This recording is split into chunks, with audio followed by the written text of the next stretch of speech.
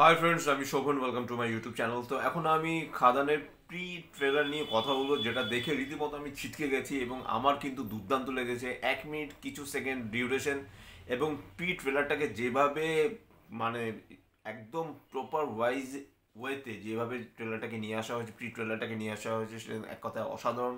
টিজারটা আমার দুর্দান্ত লেগেছিল। টিজারের দু একটা সিনের সাথে প্রি ট্রেলারে কিছুটা মিল রয়েছে, কিন্তু তারপরও এখানে কিন্তু শ্যাম মাহাতো এবং তার ছেলে মানে বাবা দেব এবং ছেলে দেব, দুই দেবকেই কিন্তু এখানে দেখানো হয়েছে, যেটা কিন্তু এক কথায় অসাধারণ।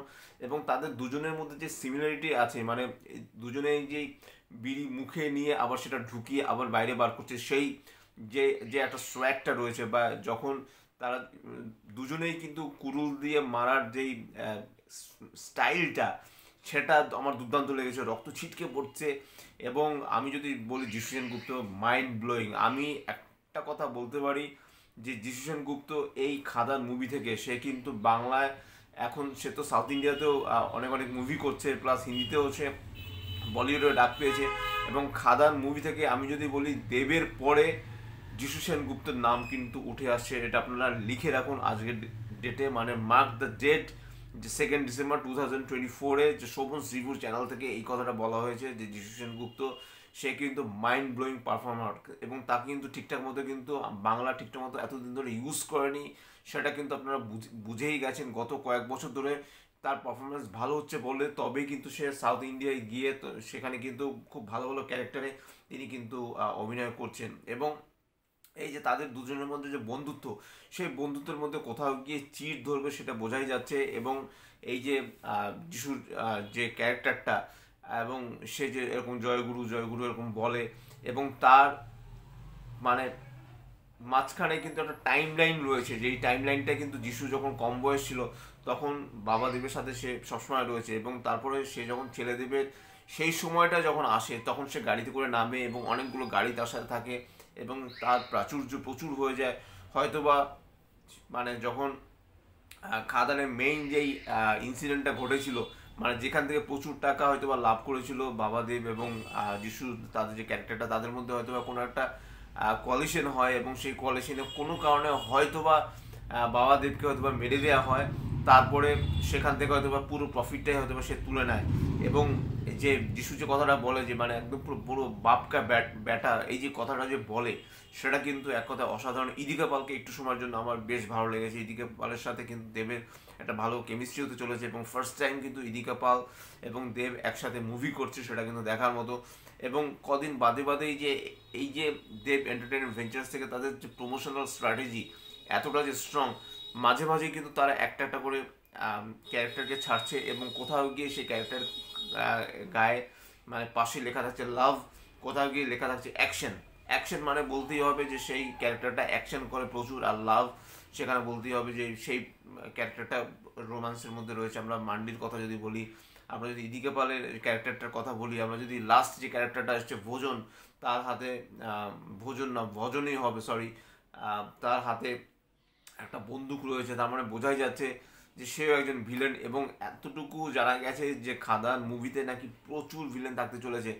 মানে দেব নিজে সে নায়ক, তার অ্যাগেনস্টে না জানি কতগুলো ভিলেন থাকছে এবং সেই সব ভিলেনের সাথে লড়াই করতে হবে। এবং অ্যাকশন ওরিয়েন্টেড একটা মুভি, একটা মাসালা মুভি যে আসছে সেটা বলাই বাহুল্য। আমার কিন্তু প্রি ট্রেলারটা দেখে দুর্দান্ত লেগেছে এবং মাইন্ড ব্লোয়িং তার বিজিএম। আপনি যদি বিজিএমটা খেয়াল করে থাকেন, হ্যাঁ, এবার আমরা অনেক সময় আমরা সাউথ ইন্ডিয়ার অনেক মুভির সাথে আমরা সেটা তুলনা করতেই পারি, কিন্তু তুলনা আমরা যতই করি না কেন, একটা মুভি দেব যেরকম ঘরানার ছবি প্রায় 8 বছর ধরে তিনি করে আসছে, 8 বছর আগে তিনি লাস্ট একটা মাসালা মুভি করেছিল, তারপরে সে তার কামব্যাক হচ্ছে একটা মাসালা মুভি ধরে এবং ক্রিসমাসের টাইমে।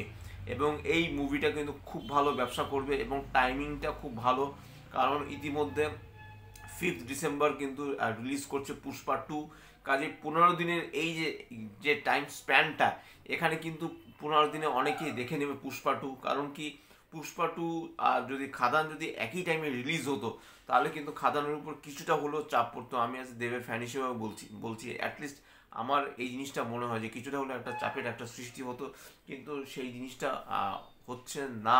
তার একটা 15 দিনের একটা টাইম স্প্যান রয়েছে এবং খাদান খাদানের এখনও বুকমাই শোতে খাদানের এখনও লিস্ট আসেনি। পুষ্পা তো অলরেডি চলে এসেছে, তো 2 দিন পরই রিলিজ হতে চলেছে। তা সব মিলিয়ে কিন্তু আমি আবারও বলবো যে প্রি ট্রেলারটা কিন্তু আমার দুর্দান্ত লেগেছে। যেভাবে অ্যাকশন ওরিয়েন্টেড, যেভাবে ভিলেনগুলো ছিটকে পড়ছে এবং দেবের যে লুক, সেই লুকটাই সম্পূর্ণ আলাদা।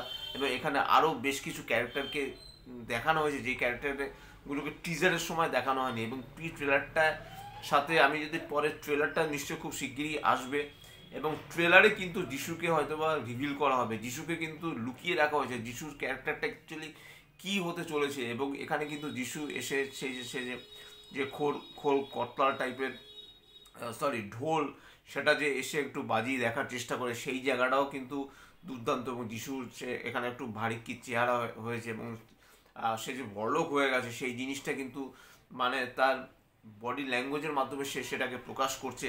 এবং সত্যি কথা বলতে আবারও বলছি যে আমি বেশ কয়েকবার দেখলাম, আমার কিন্তু খাদানের প্রি ট্রেলারটা দেখে অসম্ভব ভালো লাগছে।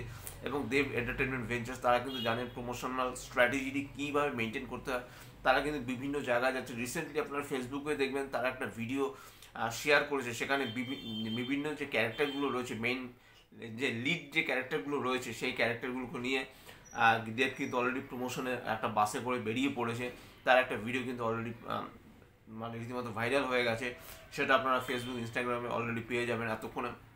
তো সব মিলিয়ে কিন্তু আবারও বলছি যে আমার কিন্তু খাদানের প্রি ট্রেলারটা কিন্তু অসাধারণ লেগেছে। যেরকম অ্যাকশন, যেরকম তার বিজিএম, যেরকম কালার গ্রেডিং, যেরকম কি বলবো প্রপস, আর্ট ডিরেকশনের কাজ, সব মিলিয়ে কিন্তু একদম ফাটাফাটি। তা এটাই ছিল আমার খাদানের প্রি ট্রেলারের রিয়াকশন অ্যান্ড রিভিউ বলতে পারেন। যদি চ্যানেলটা ভালো লাগে থাকে লাইক শেয়ার কমেন্ট এবং সাবস্ক্রাইব করতে ভুলবেন আমার চ্যানেলকে। এবং অবশ্যই দেবের যারা ফ্যান তোমরা সবাই অবশ্যই 20 তারিখ মানে খাদান দেখো। এবং 20 তারিখ যদি দেখতে না পারো, পরে গিয়ে তোমরা তোমাদের নিয়ারেস্ট থিয়েটারে গিয়ে নিশ্চয়ই হিট করো খাদান মুভিটা। এবং খাদান মুভিটা যে ব্লকবাস্টার হতে চলেছে।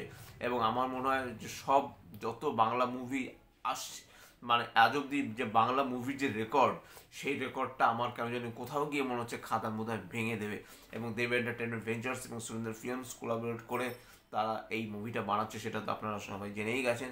এবং আবারও দেবকে জানাচ্ছি হ্যাটস অফ, এত সুন্দরভাবে তো আপনি একটা মুভির একটা প্রমোশন করছেন, সেটা দেখবার মতো। এবং প্রমোশনাল স্ট্র্যাটেজি কিন্তু দেবের থেকে রীতিমতো শেখার মতো।